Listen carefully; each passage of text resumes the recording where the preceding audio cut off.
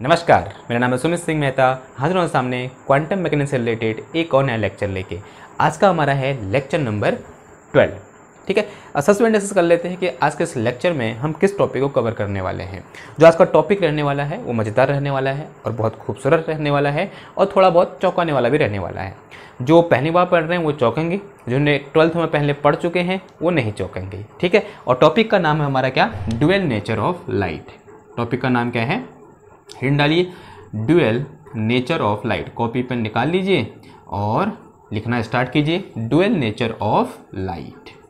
Okay ना, क्या मतलब हुआ ये समझेंगे कि ड्यूअल नेचर का मतलब क्या हुआ। अब ड्यूअल जैसे पता चल रहा है, ड्यूअल नेचर मतलब द्विक प्रवृत्ति, यानी उसके बाद दो टाइप के नेचर होंगे लाइट के पास। ठीक है, और हम थोड़ा बहुत जानते भी हैं वो क्या होंगे करके। ठीक है, देखो जैसे अभी तक हमने क्या क्या किन किन चीज़ों के बारे में डिस्कस किया। हमने सबसे पहले या फिर बोल सकते हैं अभी तक हम लाइट के बारे में कौन कौन से फिनोमेना पढ़ चुके हैं।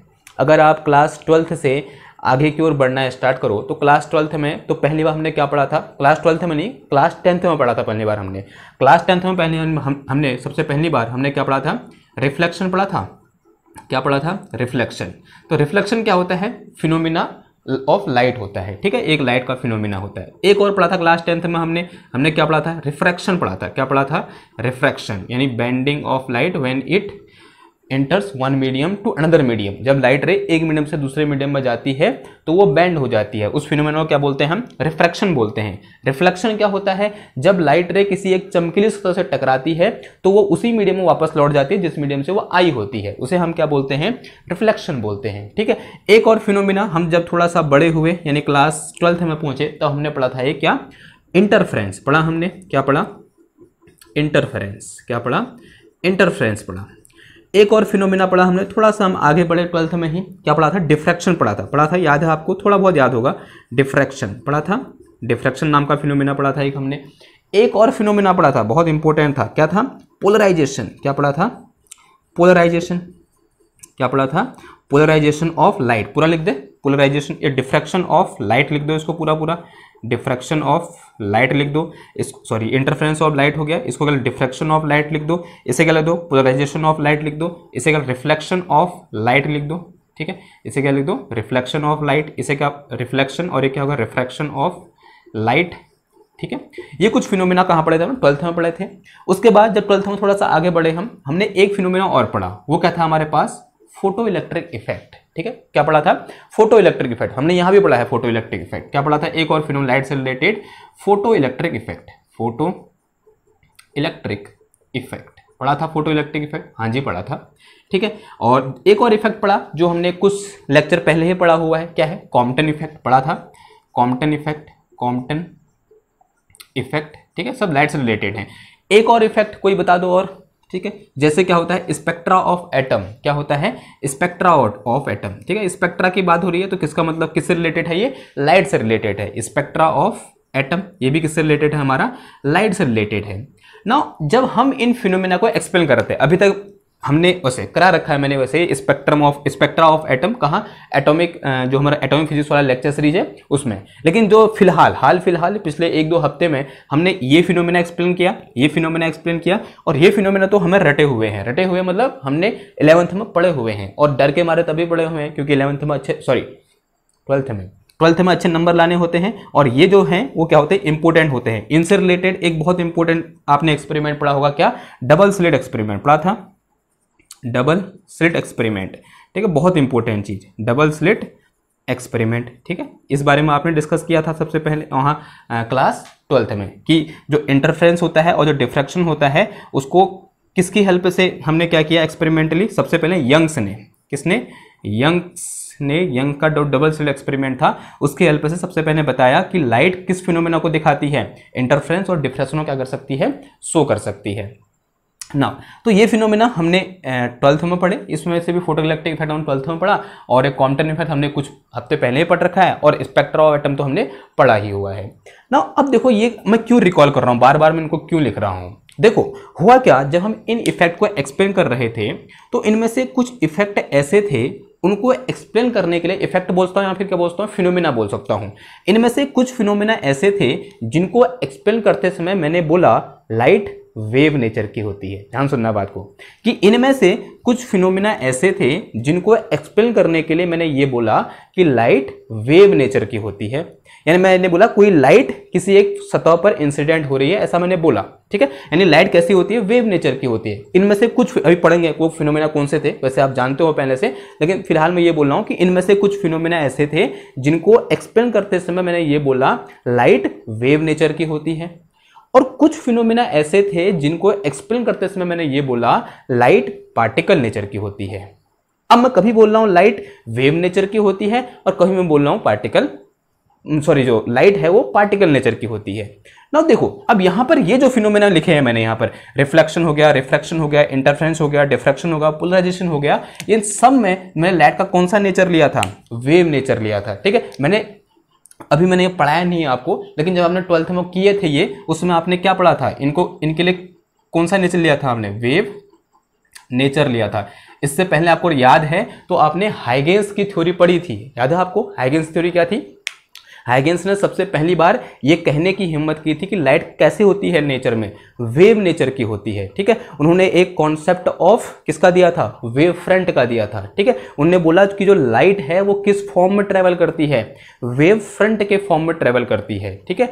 और उस वेव फ्रंट में जितने भी पार्टिकल होते हैं वो सारे के सारे पार्टिकल एक नए सोर्स ऑफ लाइट की तरह बिहेव करते हैं और उनसे सेकेंडरी वेवलेट्स निकलती हैं। थोड़ा बहुत याद आ रहा है क्लास 12th का, थोड़ा बहुत रटा होगा ना आपने, 3 लॉ थे उसके या फिर 3 पोस्टुलेट थे हाइगेंस के। पहला पोस्टुलेट क्या था कि जो लाइट होती है वो वेव फ्रंट के फॉर्म में चलती है, ठीक है।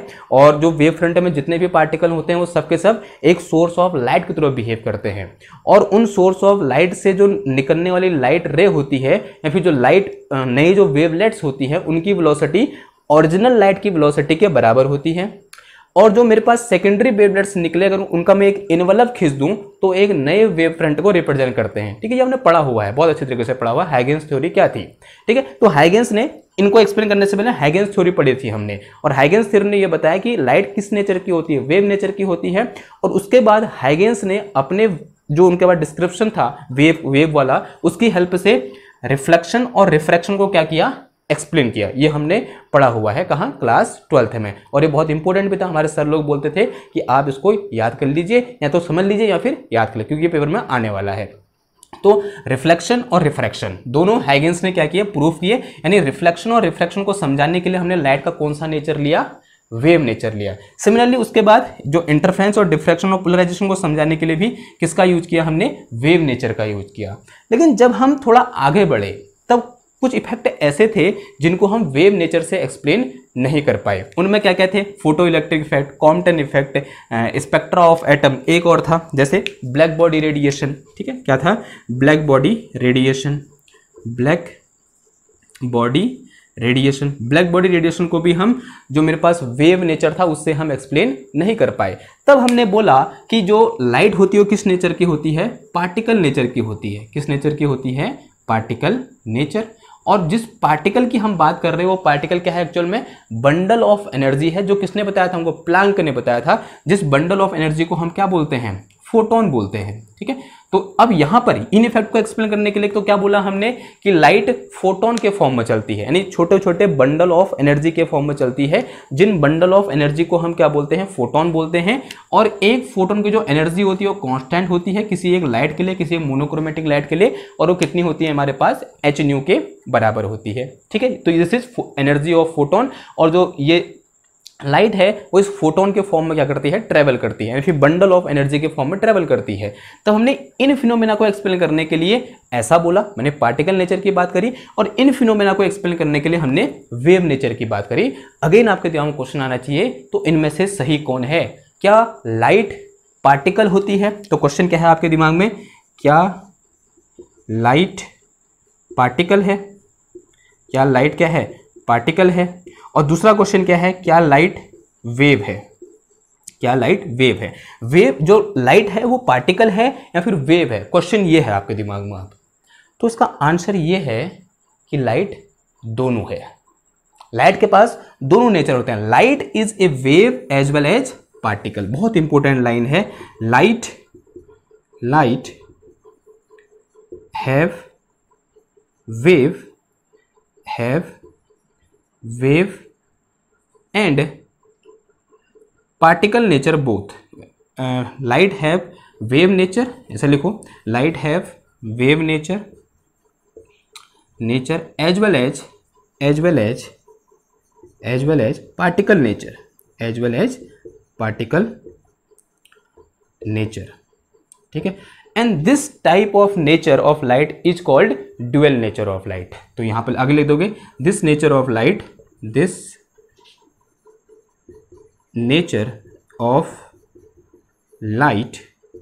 Is called dual nature of light. उसी को हम क्या बोलते हैं, ड्यूअल नेचर ऑफ लाइट बोलते हैं। This nature of light is known as dual nature of light. तो ये क्या है, मेरे पास बहुत इंपॉर्टेंट लाइन है और यही क्या है इसका टॉपिक है कि ड्यूअल नेचर ऑफ लाइट का मतलब क्या हुआ, लाइट पार्टिकल भी हो सकती है और वेव भी हो सकती है। और यहां पर एक और चीज है, अब आपके दिमाग में क्वेश्चन आ रहा होगा, हम ऐसा बोलेंगे जब हम रिफ्लेक्शन को एक्सप्लेन कर रहे होंगे, आप सोच रहे होंगे कि वो वेव बन जाएगी, और जब हम फोटो इलेक्ट्रिक इफेक्ट को एक्सप्लेन कर रहे होंगे तब वो पार्टिकल बन जाएगी। आंसर है नहीं, ऐसा नहीं होगा। वो वेव और पार्टिकल नेचर दोनों एक साथ होती है, यानी साइमल्टेनियसली होती है। हाँ, अगर कोई लाइट चल रही है, माना ये यहाँ पर बल्ब लगाया है या फिर CFL लगाया है, इस CFL से लाइट आ रही है तो वो वेव के फॉर्म में भी आ रही है और पार्टिकल के फॉर्म में भी आ रही है। तो अब हम कैसे कहेंगे कि वो वेव है या पार्टिकल है? तो वो डिपेंड करेगा हमारे एक्सपेरिमेंट पर। किस पर डिपेंड करेगा? एक्सपेरिमेंट पर डिपेंड करेगा। यानी कहने का मतलब ये है कि आपका क्वेश्चन ये होना चाहिए कि मैं वेव नेचर लूंगा या फिर पार्टिकल नेचर लूंगा। तो आंसर ये है कि हमें कौन सा नेचर लेना चाहिए, ये किस बात पर डिपेंड करेगा कि हमारा एक्सपेरिमेंट कैसा है। अगर हम फोटो इलेक्ट्रिक इफेक्ट एक्सप्लेन कर रहे हैं तो लाइट का कौन सा नेचर आएगा? Particle nature. अगर हम रिफ्लेक्शन, इंटरफेरेंस, डिफ्रैक्शन या फिर पोलराइजेशन एक्सप्लेन कर रहे हैं तो कौन सा नेचर आएगा? अपने आप ही वेव नेचर आ जाएगा। ठीक है, क्लियर हुई बात? तो किस पर डिपेंड करता है? एक्सपेरिमेंट पर डिपेंड करता है, न कि हमारी सोच पर। तो एक्सपेरिमेंट के साथ साथ हम लाइट का बिहेवियर अलग अलग ले सकते हैं और उसके दोनों बिहेवियर दोनों एक साथ होते हैं। ठीक है, ऐसा नहीं है कि पहले पार्टिकल है फिर वेव है, दोनों क्या होगा एक साथ, वो पार्टिकल भी होता है और वेव भी होता है। यानी लाइट एक साथ पार्टिकल नेचर की भी होती है और वो वेव नेचर की भी होती है। देखो एक बड़ा अच्छा सा एग्जाम्पल है, जैसे ये क्या है, हमारी ह्यूमन आई है। ठीक है, अगर मैं चश्मा उतार दूं, now these are human eyes. ठीक है ना, हो क्या रहा है, मुझे कोई ऑब्जेक्ट का कैसे दिखाई देता है? देखो कैसे दिखाई देता है, हम ये बोलते हैं कि जब कोई लाइट रे किसी चीज से टकराती है और उससे रिफ्लेक्ट होकर हमारी आंख की रेटिना में पड़ती है, तब हमें वो ऑब्जेक्ट दिखाई देता है। ये क्या है कि जो हमारा विजन है वो किस तरीके का होता है, इसको हम ऐसे एक्सप्लेन करते हैं। ठीक है, जैसे मुझे ये बोर्ड दिखाई दे रहा है, ये बोर्ड मुझे कब दिखाई दे रहा है? जब इस बोर्ड से कोई लाइट रे इस पर टकरा रही है और टकराकर वो मेरी आंख की रेटिना में पड़ रही है, तब जाके मुझे ये बोर्ड दिखाई दे रहा है। अगर इससे निकलने वाली लाइट रे को मैं रोक दूं, रोकने का तरीका क्या है? ये है, मैंने रोक दी। देखो इससे आने वाली लाइट रे को मैंने रोक दिया, क्या मुझे अब ये बोर्ड दिखाई दे रहा है? नहीं दिखाई दे रहा है। क्यों नहीं दिखाई दे रहा है? क्योंकि इससे टकराकर आने वाली लाइट रे को मैंने अपनी आंख में पड़ने ही नहीं दिया, पहले ही रोक दिया। देखो पहले ही रोक दूंगा तो मुझे दिखाई नहीं देगा। ठीक, तो ये क्या है, इस तरीके से हमको कोई भी वस्तु दिखाई देती है ना। आपको क्वेश्चन होना चाहिए, तो मैं क्या बोलूं कि हमारे आंख की रेटिना पर वेव पड़ रही है या फिर फोटोन पड़ रही है? क्या होगा आंसर बताओ, कि हमारी आंख की रेटिना पर वेव पड़ रही है, वेव इंसिडेंट हो रही है या फिर फोटोन इंसिडेंट हो रही है? देखो बड़ा मजेदार एक्सप्लेनेशन है इसका, एनसीईआरटी में देख रहा था थोड़ा बहुत में। तो देखो क्या है, क्या मिटाऊं, इसे मिटा दूं। ठीक, इसे मिटाता हूं। ठीक है, इन सबको। अब हमारी आंख में होता क्या है, एक लेंस लगा होता है। ठीक, इस तरीके से आप लोगों ने पढ़ा होगा थोड़ा बहुत आई के बारे में। तो कुछ इस तरीके से मैंने अज्यूम कर लिया, ये हमारे आई का क्या है, लेंस है। ठीक, और इसके ठीक पीछे यहाँ क्या होता है, कुछ इस तरीके से रेटिना होता है हमारा। ठीक, क्या होता है, रेटिना होता है। माना कोई ऑब्जेक्ट है, वो ऑब्जेक्ट से लाइट रे आई इस तरीके से, और रे के फॉर्म में चल रही है, ऐसा अज्यूम कर लो क्योंकि इजी रहता है। ठीक, इस तरीके से लाइट रे आई। नाउ लाइट रे जैसे लेंस में पड़ेगी तो लेंस से क्या होगी, रिफ्रैक्ट होगी, क्योंकि लेंस क्या है, मीडियम है। तो मीडियम में जैसे ही पड़ती है या फिर एक मीडियम से दूसरे मीडियम में जाती है, लाइट रे क्या हो जाती है, रिफ्रैक्ट हो जाती है। यानी कौन सा फिनोमिना होगा, रिफ्रैक्शन का फिनोमिना होगा। और जब भी रिफ्रैक्शन का फिनोमिना आता है तो हम लाइट का नेचर कैसा लेते हैं, वेव नेचर। तो यहां पर जो पड़ने वाली लाइट रे होगी, यहां से जो रिफ्लेक्ट होने वाली लाइट रे होगी वो कैसी होगी, वेव नेचर की होगी। तो यहां पर तो उसका नेचर कैसा होगा, वेव नेचर। यहां पर तो हम कौन सा नेचर लेंगे, उसका वेव नेचर लेंगे। This is wave nature. ठीक, अब ये लाइट रे कहां पड़ेगी, हमारी आंख की रेटिना पर। मैंने जूम कर लिया, ये क्या है, हमारी रेटिना है, आर फॉर रेटिना। और जैसे ये लाइट रे यहां पर पड़ेगी, इसकी इमेज बनेगी यहां पर। एक्चुअल में होता क्या है, उतना मेरे को एग्जैक्ट पता नहीं है, लेकिन कुछ ऐसा होता है कि जैसे ये लाइट रे इस रेटिना पर पड़ती है, ये रेटिना इस लाइट को एब्जॉर्ब कर लेती है। ठीक है, ध्यान सुनना, ऑब्वियसली बात है, एब्जॉर्ब तो करेगी कि ये लाइट रे कहां पड़ी, इस रेटिना पर पड़ी, और ये रेटिना क्या कर लेती है, लाइट को एब्जॉर्ब कर लेती है। और जब भी हम लाइट के एब्जॉर्प्शन या फिर इमिशन की बात करते हैं, तो वहां पर हम क्या बोलते हैं, क्या एब्जॉर्ब और इमिट हो रहा है, फोटोन एब्जॉर्ब और इमिट हो रहा है। तो यहां पर उसका कैरेक्टर कैसा होगा, पार्टिकल कैरेक्टर। तो this is particle character, particle nature, character बोल दो, नेचर बोल दो। ठीक है, तो जब हम देख रहे हैं तो वहां पर भी लाइट के दोनों नेचर क्या हो रहे हैं, एक साथ यूज हो रहे हैं, फिर एक साथ हैं वो। जब लेंस में रिफ्रैक्शन हो रहा है तो वहां पर वो वेव नेचर का है, और जब वो रेटिना में पड़कर वो रेटिना उसको एब्जॉर्ब कर रही है, बायोलॉजी वाला ज्यादा अच्छे से समझ सकते हैं इसको, कि वहां पर जो हमको कलर दिखाई देते हैं उस बात पर डिपेंड करता है कौन सा कलर उसने क्या किया, एब्जॉर्ब किया। ठीक है, इस तरीके कुछ होता है। तो यहां पर क्या हो रहा होगा, लाइट एब्जॉर्ब हो रही होगी। जब लाइट एब्जॉर्ब हुई तो हम क्या बोलते हैं, पार्टिकल एब्जॉर्ब हुआ। ठीक है, क्योंकि ब्लैक बॉडी रेडिएशन में पढ़ा था ना हमने, वहां से इमिट क्या होगा, फोटोन इमिट होगा या फोटोन एब्जॉर्ब होगा। तो यहां पर कैसा नेचर है उसका, पार्टिकल नेचर है। क्लियर हुई बात। तो ये क्या होगा, एक और एग्जांपल होगा किसका, कि लाइट के दो नेचर होते हैं, पार्टिकल भी और वेव भी। ठीक ना, अब यहां पर एक इंपॉर्टेंट क्वेश्चन है, या फिर बोल सकते हैं इंपॉर्टेंट एक्सपेरिमेंट है। एक्सपेरिमेंट ये है, हमने डिफ्रैक्शन का फिनोमेना पढ़ा हुआ है। ठीक है, हमने क्या पढ़ा हुआ है, डिफ्रैक्शन का फिनोमेना पढ़ा हुआ है। कोई बताएगा डिफ्रैक्शन का फिनोमेना क्या होता है। अभी ये डिफ्रैक्शन लिखा था मैंने, डिफ्रैक्शन क्या होता है, we know when a light strike a very sharp edge, ठीक है, या फिर पास थ्रू ए अपर्चर, किसी अपर्चर से पास होती है, या फिर किसी एक शार्प एज से टकराती है। शार्प एज का मतलब जो जैसे ब्लेड की क्या है, धार है। कोई लाइट रे जब उस ब्लेड की धार से टकराती है तो वो क्या हो जाती है, बैंड हो जाती है, या फिर डिफ्रैक्ट हो जाती है। ठीक है, क्योंकि ड्यू टू वेव नेचर। ठीक, तो कुछ ऐसा होता है, भी देखते हैं, रुको। ठीक है, वैसे 12th में पढ़ा हुआ है हमने डिफ्रैक्शन। तो जब हम वेव नेचर लेकर डिफ्रैक्शन को हम एक्सप्लेन कर रहे थे, तो होता क्या है, माना अज्यूम कर ले यहाँ पे मेरे पास क्या है, कोई एक शार्प एज है इस तरीके से। ठीक, यहाँ से कोई लाइट आई और वो क्या हो जाती है, इस तरीके से डिफ्रैक्ट हो जाती है। ठीक, इससे टकराई और इससे टकराने के बाद क्या होगी, डिफ्रैक्ट होगी। इस फिनोमेना को क्या बोलते हैं हम, डिफ्रैक्शन ऑफ लाइट बोलते हैं। और उसके लिए हमारे पास क्या था, एक सिंगल स्लिट एक्सपेरिमेंट था। अगर आपको याद है तो डिफ्रैक्शन का एक सिंगल स्लिट एक्सपेरिमेंट था। और सिंगल स्लिट एक्सपेरिमेंट हमें क्या देखने को मिलता है, एक सेंट्रल मैक्सिमा और फिर दो मिनिमा, फिर दो मैक्सिमा जिनकी जो दो मैक्सिमा जिनकी वैल्यू सेंटर मैक्सिमा से क्या होती है, कम होती है। तो देखते हैं, ऐसा होता है कुछ कि यहाँ पे मेरे पास एक स्लिट है इस तरीके से, और यहाँ पर हमने क्या रख दिया, कोई लाइट सोर्स एस रख दिया, यूं करके यहाँ से लाइट आई। अब वेव के फॉर्म में लाइट आ रही है, क्योंकि डिफ्रैक्शन एक्सप्लेन करना है, तो लाइट किस फॉर्म में आ रही है, वेव के फॉर्म में आ रही है। अब जैसे ही लाइट रे यहाँ से निकलती है, उसके बाद डिफ्रैक्ट हो जाती है। ये क्या है, स्लिट है। ठीक है, ये चीज क्या है, स्लिट है। तो जैसे ही यहाँ से लाइट रे आई, यहाँ से क्या होगा, डिफ्रैक्ट होगी यूं करके, और यहाँ से ऐसे करके डिफ्रैक्ट होगी।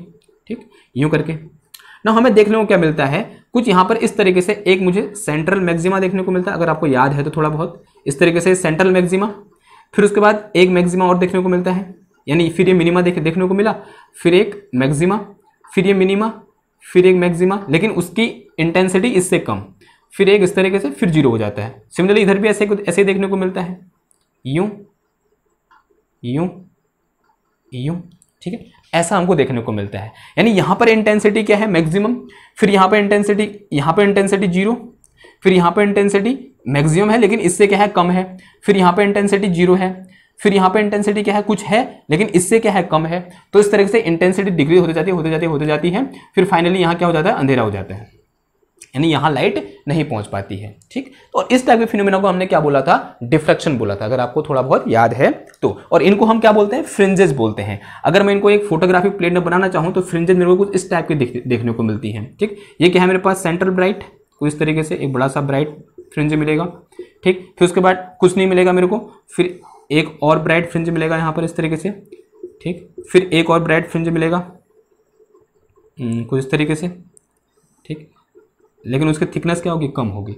फिर एक और, फिर एक और, ऐसे करके ख़त्म हो जाएगा। फिर यहाँ पर भी कुछ ऐसे देखने को मिलेगा, ऐसे करके, और फिर यहाँ, ठीक। ये कहाँ, फोटोग्राफी प्लेट में, ये फोटोग्राफी प्लेट है, ठीक है। उसको मैंने ऐसे खोल दिया तो खुलेगा तो ऐसे मिलेगा हमको, इस टाइप का हमको देखने को मिलता है। यानी सेंट्रल ब्राइट, उसके बाद फिर एक डार्क, फिर ब्राइट, फिर डार्क, फिर ब्राइट। यहाँ भी नीचे को भी ऐसा ही, ठीक। इस फिनोमेना को हमने क्या बोला था, डिफ्रैक्शन बोला था, या diffraction through a single slit बोला था, ठीक। नाउ अगर यहाँ पर तो क्या हो रहा है, एक लाइट रे जा रही है, और मैं बोल रहा हूँ लाइट रे कैसे जा रही है, एक वेव के फॉर्म में जा रही है, ठीक है। यानी यहाँ से मैंने लेजर लगाया और यहाँ पर इंसिडेंट कराया। ना क्वेश्चन ये आता है, या फिर एक्सपेरिमेंट क्या है हमारा, हम एक्सपेरिमेंट की बात कर रहे थे ना। अब एक्सपेरिमेंट कुछ ऐसा है कि यहां से मैं भी लाइट रे या फिर बोल सकते हैं वेव नहीं डाल रहा हूं, मैं एक एक करके फोटोन डाल रहा हूं। क्या डाल रहा हूं, एक एक करके फोटोन, किससे, इस स्लिट से पास करा रहा हूं। क्या तब भी हमें ऐसा डिफ्रैक्शन देखने को मिलेगा?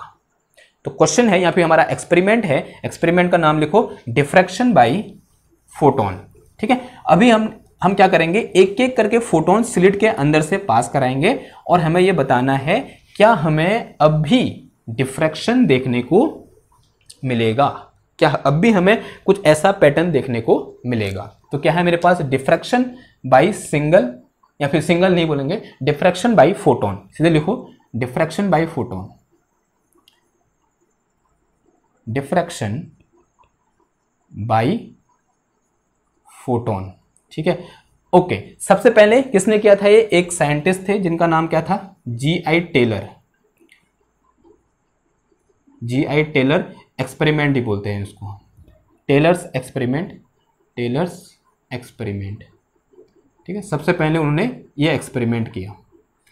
और अगर आप एक अच्छी यूनिवर्सिटी में पढ़ते हैं और या फिर आप कहीं फॉरेन पढ़ते हैं, तब वहाँ पर ये एक्सपेरिमेंट क्या फ्रिक्वेंटली किया जाता है, ठीक है। हमारे लिए एक्सपेरिमेंट क्या है, एक मतलब ऐसा जिन की तरह है, मतलब देखने को मिल गया तो हाय क्या हो गया, ऐसा हो जाता है। क्योंकि हमारे वहाँ, हमारे यूनिवर्सिटी, हमारे स्कूल में उतनी सुविधा नहीं होती है। लेकिन जब आप बाहर पढ़ने जाओगे तो ये जो एक्सपेरिमेंट है फ्रिक्वेंटली किया जाता है। यानी 12th का बच्चा वहाँ ये एक्सपेरिमेंट कर लेता है, इवन 10th का बच्चा ही कर लेता है इस एक्सपेरिमेंट को, क्योंकि बहुत सस्ता एक्सपेरिमेंट है। तो यूनिवर्सिटी में तो वहाँ होता ही होता है ये एक्सपेरिमेंट, लेकिन हमारे वहाँ बहुत कम ऐसी यूनिवर्सिटी है जहाँ ये फैसिलिटी है। अगर आप उस यूनिवर्सिटी में पढ़ते हैं जहाँ ये एक्सपेरिमेंट आपने कर रखा है, कौन सा वाला, diffraction by a photon, by photon, या फिर नाम तो सुना ही होगा, G.I. Tailors experiment. Tailors experiment के नाम से क्या है, ये फेमस है। अगर आपकी यूनिवर्सिटी में एक्सपेरिमेंट आपने किया हुआ है तो आप बहुत बड़े खुशनसीब आदमी हैं। तो आप मुझे मैसेज कर सकते हैं, ठीक है। मुझे भी बहुत कुछ पूछना है उसके बारे में। Okay, Taylor's experiment. अब देखो चाहिए क्या, अब हमको सबसे पहले क्या चाहिए, एक्सपेरिमेंटल सेटअप चाहिए। तो एक्सपेरिमेंटल सेटअप के लिए हम क्या लेते हैं, एक इस तरीके से चैम्बर ले लेते हैं। क्या ले लेते हैं, एक चैम्बर ले लो इस तरीके से। और चैम्बर कैसा है, लाइट टाइट चैम्बर है। लाइट टाइट चैम्बर कहने का क्या मतलब हुआ, ऐसा चैम्बर जिसके अंदर लाइट नहीं जा सकती। एक ऐसा चैम्बर ले लिया हमने, चैम्बर बॉक्स, ठीक। और कैसा बॉक्स है ये, लाइट टाइट चैम्बर। कैसा है, लाइट टाइट चैम्बर, या बॉक्स बोलो सिंपल, लाइट टाइट बॉक्स, ठीक ना। इस बॉक्स के अंदर यहां पर क्या लगा दी हमने, लेजर लाइट लगा दी। क्या लगा दी, लेजर लाइट। लेजर लाइट का निकाला, एक मोनोक्रोमेटिक लाइट, एक लेजर लगा दिया मैंने यहां पर, ठीक है। क्या लगा दी, लेजर। और ये लेजर जो है वो क्या है, बहुत वीक लेजर है। कैसी है, वीक लेजर, वीक लेजर, या फिर इसको एक और नाम बोल सकते हो, और वीक सोर्स ऑफ लाइट बोल दो। क्या बोल दो, weak source of light, weak source of light भी बोल सकते हो। और लाइट कैसे, लेजर बोल दिया तो कैसी लाइट होगी, मोनोक्रोमेटिक लाइट। मोनोक्रोमेटिक लाइट कहने का क्या मतलब हुआ, सिंगल वेवलेंथ की लाइट होगी। कैसी लाइट होगी, सिंगल वेवलेंथ की लाइट, ठीक ना। अब तो वीक तो है, इसको मैं और वीक करना चाह रहा हूं। क्या करना चाह रहा हूं, इसको मैं और वीक करना चाह रहा हूं। तो अगर और वीक करना तो यहां पर कांच लगा दो, ठीक है।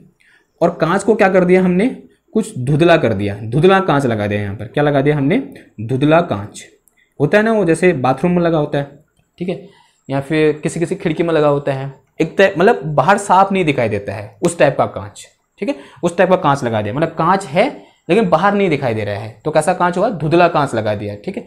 तो यहाँ पर क्या लगा दिया हमने, इस तरीके से धुंधला कांच लगा दिया इसके ठीक सामने। तो होगा क्या, धुंधला कांच लगाने से ये जो लाइट की इंटेंसिटी है जो यहाँ से बाहर निकलेगी वो क्या हो जाएगी, और कम हो जाएगी यहाँ पर। यानी जो इंटेंसिटी यहाँ से इसको पार करेगी, तो पार करने के बाद जो यहाँ पर मुझे लाइट मिलेगी उसकी इंटेंसिटी क्या हो जाएगी, और भी बहुत ज़्यादा क्या हो जाएगी, कम हो जाएगी। अब इंटेंसिटी कम करने से क्या फ़ायदा होगा, इंटेंसिटी कम करने से फ़ायदा ये हुआ कि यहाँ पर एट ए टाइम या तो एक फोटोन निकलेगा या फिर एक भी फोटोन नहीं निकलेगा। ये इंटेंसिटी कम करने का फायदा हुआ। इंटेंसिटी कम करने का मतलब क्या होता है, नंबर ऑफ इलेक्ट्रॉन क्या होते हैं, डायरेक्टली प्रोपोर्शनल तो इंटेंसिटी होते हैं। यानी जितने ज्यादा नंबर ऑफ फोटोन, इलेक्ट्रॉन बोल दिया मैं थोड़ी देर पहले, सॉरी, जितने ज्यादा नंबर ऑफ फोटोन होंगे उतनी ज्यादा क्या होगी, इंटेंसिटी होगी। अगर मैं यहाँ पर इंटेंसिटी कम कर रहा हूं तो उससे क्या होगा, नंबर ऑफ फोटोन कम हो जाएंगे। और मैंने यहाँ पर इंटेंसिटी इतनी कम कर दी कि यहां पर से या तो एक फोटोन बाहर निकल रहा है या फिर एक ही फोटोन बाहर नहीं निकल रहा है, या तो 0 फोटोन बाहर निकल रहे हैं या फिर एक फोटोन बाहर निकल रहा है। कुछ इस टाइप का अरेंजमेंट या फिर कुछ इस इतना वीक मैंने यहाँ पर क्या लगा रखा है, सोर्स लगा रखा है। वीक तो सोर्स है ही, उसको मैंने और वीक कर दिया, क्या लगा के, ये कुछ धुंधले कांच लगा के, क्या लगा के, कुछ मैंने क्या लगा दिया यहाँ पर, धुंधले कांच लगा दिए। ठीक, धुंधले कांच को आप ऐसे कर सकते हो, अज्यूम कर सकते हो जैसे बाथरूम में कांच लगा होता है।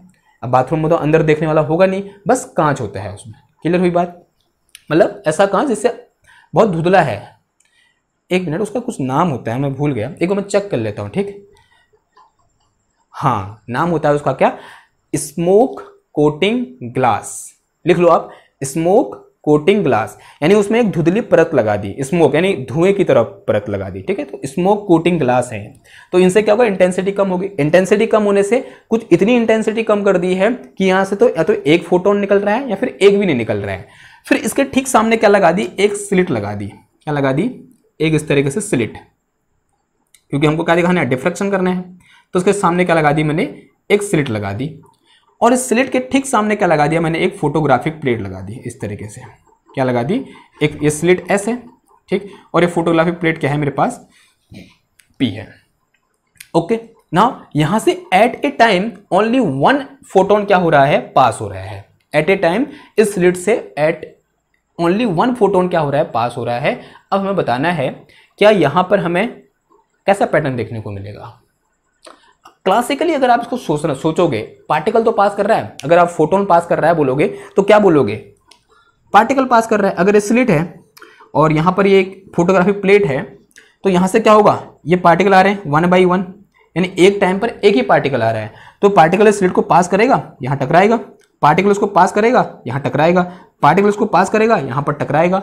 और जैसे जैसे वो उस फोटोग्राफिक प्लेट पर टकराएगा, उस पर क्या बनाएगा, कुछ निशान बना देगा, स्पॉट, क्योंकि फोटोन क्या है, एनर्जी है, बंडल ऑफ एनर्जी है। तो उस पर टकराया, टकराने से क्या होगा, वहां कुछ निशान बन जाएंगे, दाग बन जाएंगे वहां कुछ, या फिर कुछ स्पॉट बन जाएंगे उस फोटोग्राफिक प्लेट में। और मैं देखूंगा कि मैं अगर क्लासिकली ऐसा सोचूं, अगर मैं ऐसा सोचूं कि मेरे को यहाँ पर कैसे स्पॉट देखने को मिलेंगे, तो मुझे इस फोटोग्राफिक प्लेट में कुछ इस टाइप के एक ही जगह पर इस टाइप के स्पॉट देखोगे, यहां से गया तो इस टाइप से यहां पर मुझे एक ही जगह पर क्या देखने को मिलेंगे, स्पॉट देखने को मिलेंगे। ठीक है, लेकिन ऐसा नहीं हुआ, ऐसा नहीं हुआ।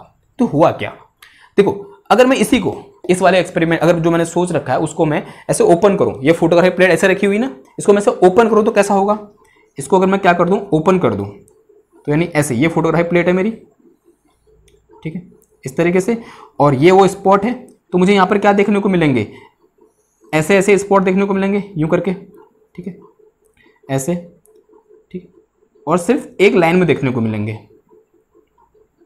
ऐसा मैं कब सोच सकता हूं, क्लासिकली सोच सकता हूं, क्लासिकल मैकेनिकली ऐसा होगा। लेकिन जब मैंने इस फोटोग्राफिक प्लेट को यहां से निकाल के देखा आफ्टर एक्सपेरिमेंट, अब देखो आफ्टर एक्सपेरिमेंट बोल रहा हूं, तो एक्सपेरिमेंट कितने समय तक हुआ होगा, बता सकते हो आप, एक्सपेरिमेंट कितने समय तक हुआ होगा। तो टेलर ने इस एक्सपेरिमेंट को किया था कम से कम 2000 घंटे तक। कितने घंटे तक, 2000 hour, and this is approx equal to 3 month. ठीक है, लगभग 3 महीने तक क्या किया, लगातार यहां से फोटोन एक एक करके इस स्लिट से पास करते गए और इस फोटोग्राफिक प्लेट में टकराते गए। ठीक है, यहां से 3 महीने तक यहां से फोटोन पास करते गए और इस फोटोग्राफिक प्लेट से टकराते गए। और जब 3 महीने के बाद फोटोग्राफिक प्लेट को बाहर निकाला तो कुछ इस टाइप का पैटर्न उनको देखने को मिला। ये फोटोग्राफिक प्लेट बाहर निकाल के यहां पर ऐसे रखी, ऐसे बिछाई, लैब में ऐसे करके बिछा दी, ठीक, ऐसे करके बिछाई, तो कुछ ऐसा हमको देखने को मिला कि कि जो मैक्सिमम नंबर ऑफ स्पॉट थे वो यहां पर बने तो इस तरीके से, ठीक है, ये मैक्सिमम नंबर ऑफ स्पॉट यहां बन रखे हैं, ठीक। लेकिन फिर इसके बाद यहां पर कोई स्पॉट नहीं था, यानी यहां पर कोई स्पॉट नहीं था उसके बाद, और लेकिन थोड़ा सा दूर जाके मेरे को यहां पर कुछ स्पॉट देखने को मिले, लेकिन क्या देखने को मिले, इसके कंपैरिजन में कम स्पॉट देखने को मिले, इसके कंपैरिजन में कम स्पॉट देखने को मिले, यूं करके, ठीक है। और फिर इसके बाद मुझे कोई स्पॉट देखने को नहीं मिला, लेकिन आफ्टर ए सर्टेन डिस्टेंस मुझे कुछ और स्पॉट देखने को मिले, लेकिन इससे क्या देखने को मिले, कम देखने को मिले, ठीक है। इससे क्या देखने को मिले, कम देखने को मिले। सिमिलरली ऐसा ही कहां देखने को मिला, नीचे की साइड पे देखने को मिला, ठीक है। यानी इसके यहां पर तो कोई स्पॉट देखने को नहीं मिले इसके जस्ट बाद, लेकिन यहां पर हमें कुछ स्पॉट देखने को मिले इस तरीके से, यूं, ठीक है। और इसके जस्ट बाद यहां पर भी हमें स्पॉट देखने को मिले, लेकिन क्या देखने को मिले, इस जस्ट बाद नहीं, यहां पर कुछ नहीं देखने को मिला, और उसके बाद कुछ स्पॉट देखने को मिले, लेकिन कम देखने को मिले in compare to above one. तो कुछ इस टाइप का हमें देखने को मिला, ठीक है। दिस इज 3 महीने के बाद हमें कुछ ऐसा देखने को मिला। तो ये क्या है, देखो अगर ध्यान से आप देख रहे हो तो जो मैक्सिमम नंबर ऑफ फोटोन है वो किस रीजन में इंसिडेंट हो रहे हैं, इस रीजन में अराइव हो रहे हैं या फिर इस रीजन में पहुंच रहे हैं, ठीक। उसके बाद कोई फोटोन नहीं है, यहां पर कोई फोटोन नहीं है, उसके बाद कुछ फोटोन यहां अराइव हो रहे हैं, इस रीजन में अराइव हो रहे हैं, ठीक है। और उसके बाद कोई फोटोन अराइव नहीं हो रहा है, और कुछ फोटोन उसके बाद कहां अराइव हो रहे हैं, इधर अराइव हो रहे हैं, ठीक है। सिमिलरली नीचे की ओर देखो, कुछ फोटोन कहां अराइव हो रहे हैं, इधर पे अराइव हो रहे हैं यूं करके, ठीक। और उसके बाद कोई फोटोन अराइव नहीं हो रहे हैं, और कुछ फोटोन फिर यहां पर अराइव हो रहे हैं, ठीक है। और नंबर ऑफ फोटोन, जैसे जैसे मैं सेंटर जहां पर मैक्सिमम नंबर ऑफ फोटोन है, जैसे वहां से दूर की ओर जा रहा हूं, नंबर ऑफ फोटोन क्या होते जा रहे हैं, कम होते जा रहे हैं। देखो जैसे मैं यहां से ऊपर की ओर जा रहा हूं, नंबर ऑफ फोटोन कम हो रहे हैं, जैसे मैं नीचे की ओर आ रहा हूं तब भी नंबर ऑफ फोटोन क्या हो रहे हैं, कम हो रहे हैं। नाउ क्या हो रहा है, यही तो डिफ्रैक्शन है, यही क्या है, डिफ्रैक्शन है। क्योंकि नंबर ऑफ फोटोन क्या होता है, इंटेंसिटी के बराबर होता है। यहां पर नंबर ऑफ फोटोन मैक्सिमम है, तो यहां पर इंटेंसिटी क्या है, मैक्सिमम है। और उसके बाद यहां पर कोई फोटोन नहीं है, तो यहां पर इंटेंसिटी कितनी है, 0 है। यहां पर नंबर ऑफ फोटोन है, लेकिन इसके कंपैरिजन में क्या है, कम है, तो यहां पर इंटेंसिटी कुछ है उसकी, लेकिन इस सेंटर वाले से क्या है, कम है। ऐसा ही तो कहां देखने को मिलता है, डबल स्लिट एक्सपेरिमेंट, सॉरी जो सिंगल स्लिट डिफ्रैक्शन है उसमें देखने को मिलता है। क्लियर हुई बात। तो ये क्या है एक्चुअल में, यानी जो फोटोन है वो क्या हो रहा है, डिफ्रैक्ट हो रहा है। जो सिंगल फोटोन है वो भी किसका फिनोमेना दिखाता है, डिफ्रैक्शन का फिनोमेना दिखाता है।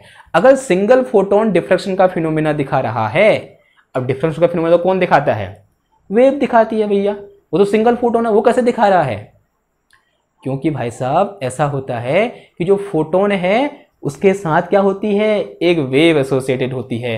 वो एक ही टाइम पर फोटोन की तरह भी बिहेव कर रहा है और वेव की तरह भी बिहेव कर रहा है। यही इंपॉर्टेंट चीज है कि ये जो यहां से फोटोन आ रहा है ना एक एक करके, वो एक पर्टिकुलर टाइम पर फोटोन भी है और वेव भी है। अगर ऐसा नहीं होता कि वो पर्टिकुलर टाइम पर खाली फोटोन ही होता तो यहां पर डिफ्रैक्शन नहीं देखने को मिलता, क्योंकि डिफ्रैक्शन कौन दिखाता है, वेव दिखाती है, न कि पार्टिकल। तो फोटोन के साथ हमेशा क्या होगी, एक वेव एसोसिएटेड होगी। हमेशा फोटोन के साथ क्या होगी, एक वेव एसोसिएटेड होगी। ठीक है, तो यहां से जो फोटोन आ रहा है उसके साथ क्या है, एक वेव एसोसिएटेड है। ठीक, तो हम बोल सकते हैं कि there is always wave associated with photon. हमेशा फोटोन के साथ क्या होती है, एक वेव एसोसिएटेड होती है। नाउ क्वेश्चन ये है कि वो वेव डिफाइन क्या करती है, फिर उसका काम क्या है, उसको हम भूल क्यों नहीं जा रहे हैं यहां पर। ठीक है, उस वेव का काम क्या है, उस वेव का काम ये है या फिर ये बताना है कि वो फोटोन कहां जाएगा, इधर जाएगा, इधर जाएगा या फिर इधर जाएगा, ये कौन बताएगा, उस फोटोन की जो वेवलेंथ है वो बताएगी। जो उस फोटोन के साथ जो वेव है उसकी जो वेवलेंथ है वो किस चीज को डिफाइन करेगी कि वो फोटोन इस फोटोग्राफिक प्लेट में कहां अराइव करेगा।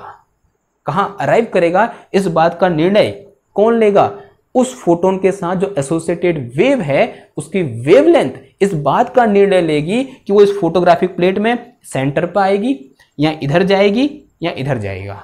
वो फोटोन कहां जाएगा ये कौन डिफाइन करेगा, उसके साथ एसोसिएटेड वेव की वेवलेंथ डिफाइन करेगी। अब मैं ऐसा क्यों बोल रहा हूं फिर, क्योंकि हम क्वेश्चन आना चाहिए, मतलब कैसे, देखो आपने 12th में पढ़ा होगा कि जो इंटरफ्रेंस होता है, ये इंटरफ्रेंस तो हो रहा है यहाँ पर डिफ्रैक्शन पे, ठीक है। यहाँ पर कैसा इंटरफ्रेंस हो रहा होगा, कंस्ट्रक्टिव। यहाँ पर जहाँ पर कोई फोटोन नहीं पहुंच रहा है वहां पर कैसा, डिस्ट्रक्टिव। और किसी भी इंटरफ्रेंस का कंस्ट्रक्टिव और डिस्ट्रक्टिव होना किस बात पर निर्भर करता है, उसकी वेवलेंथ पर डिपेंड करता है। किस पर डिपेंड करता है, उसकी वेवलेंथ पर। आप एक बार जाइए और 11th 12th की किताब खोलिए, क्योंकि मैं पूरा नहीं यहाँ पर बता नहीं सकता ना, उसको बहुत ही कम लेवल हो जाएगा उसका, ठीक है। एक बार 12th की किताब खोलिए और देखिए कि वेवलेंथ में के साथ जो कंस्ट्रक्टिव और डिस्ट्रक्टिव इंटरफ्रेंस होता है वो कैसा होता है। मैं थोड़ा सा बता देता हूँ। जहाँ पर वो इंटीजर मल्टीपल होता है वेवलेंथ का, वहाँ पर वो कंस्ट्रक्टिव इंटरफ्रेंस देता है, और जहाँ पर ऑड इंटीजर मल्टीपल होता है और किसका, λ/2 का, वहाँ पर वो डिस्ट्रक्टिव इंटरफ्रेंस देता है। तो जहाँ पर कोई फोटोन नहीं पहुँच रहा है वहाँ पर क्या हो रहा होगा, डिस्ट्रक्टिव इंटरफ्रेंस हो रहा होगा, ठीक है। तभी यहाँ पर कोई फोटोन नहीं पहुँचा।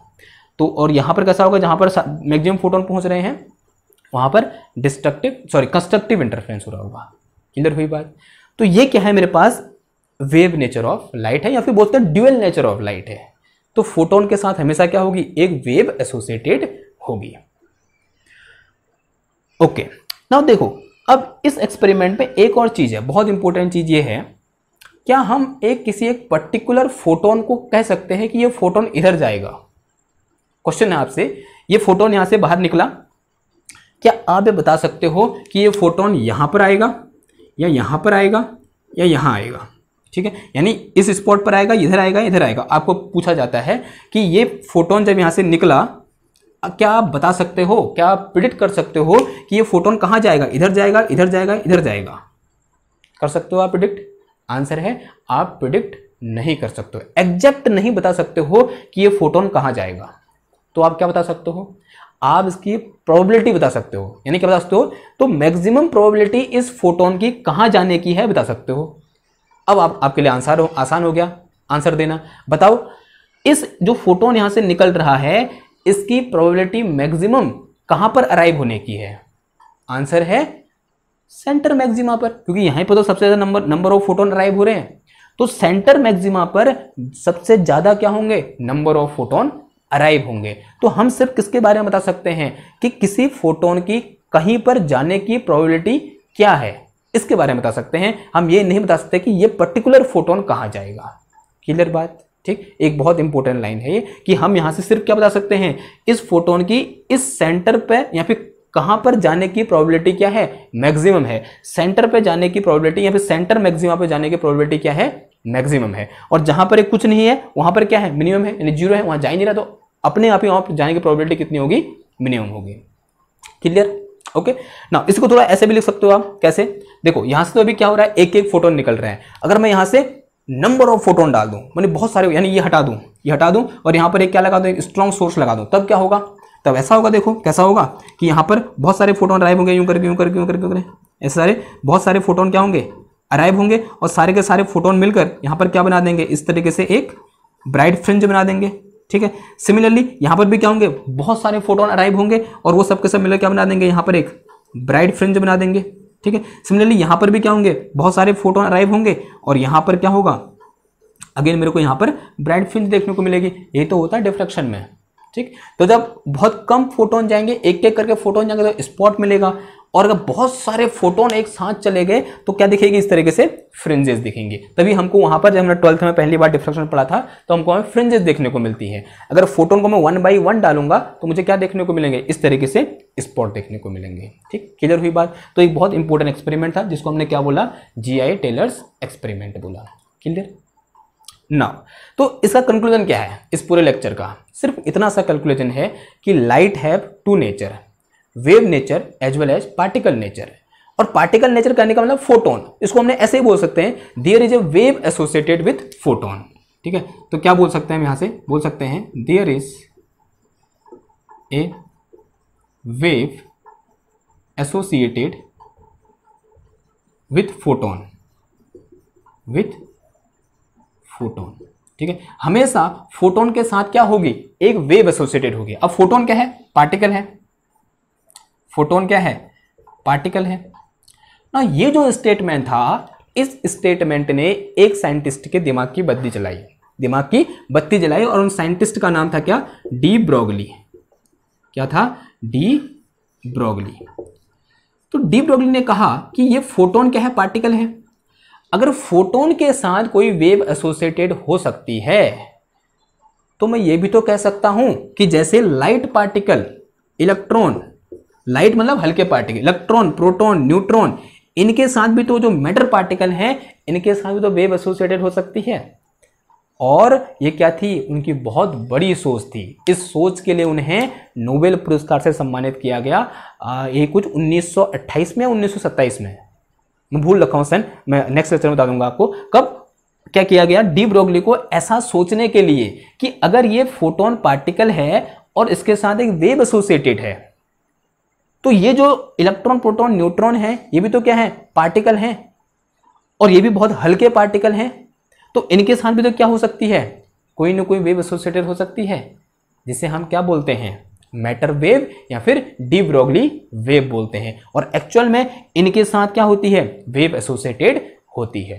तो आने वाले लेक्चर में हम इसी वेव के बारे में या फिर इसी डी ब्रोगली वेव के बारे में क्या करेंगे, डिस्कस करेंगे। ठीक, तो आई होप आपको आज का ये लेक्चर समझ में आया होगा। वैसे ड्यूअल नेचर में लोग बाग इतनी बातें करना पसंद करते नहीं हैं जितनी बातें आज मैंने की है यहाँ पर, कि ड्यूअल नेचर ऑफ लाइट कैसा होता है, क्या होता है, फोटोन, ये वो चीज़ें सीधे सीधे बोलते हैं कि ड्यूअल नेचर ऑफ लाइट का मतलब light have two nature, one particle and wave nature. उसके बाद सीधे सीधे कहाँ पहुँच जाते हैं, डी ब्रोगली में। तो मैंने थोड़ा सा आज एक स्टेप आगे बढ़ गया, तो कोई गुनाह तो नहीं किया। ठीक, आई होप आपको ये पसंद आया होगा। तो मिलते हैं आपसे नेक्स्ट क्लास में, तब तक थैंक यू, धन्यवाद।